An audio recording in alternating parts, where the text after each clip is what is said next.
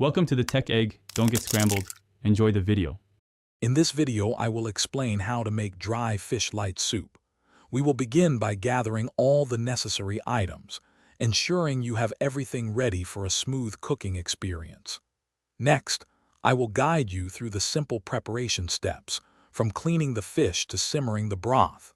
Finally, I will share some helpful tips for serving your flavorful soup, making it a delightful meal for everyone to enjoy. To begin, let's gather our essential ingredients for this delightful soup. You will need approximately 200 grams of your preferred dried fish, ensuring it is well cleaned. Also, prepare 1 medium onion, 2 ripe tomatoes, and a small piece of fresh ginger for the aromatic base. Don't forget 2 to 3 Scotch bonnet peppers for a gentle kick, and about 4 cups of water or light stock to create the perfect broth. Now, let's dive into the simple cooking process. First, ensure your dry fish is thoroughly soaked and cleaned to remove any grit. Next, in a medium pot, gently sauté your chopped onions, tomatoes, and ginger for about 5 minutes until fragrant. Then, carefully add the cleaned fish, Scotch bonnet peppers, and 4 cups of water or stock.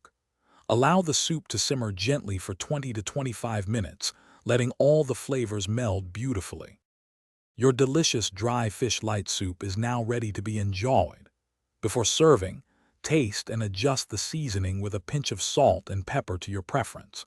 For an extra touch of freshness, garnish your warm soup with some chopped fresh cilantro or parsley. This light and flavorful soup pairs wonderfully with a side of steamed rice or fufu. Store any remaining soup in an airtight container in the refrigerator for up to 3 days.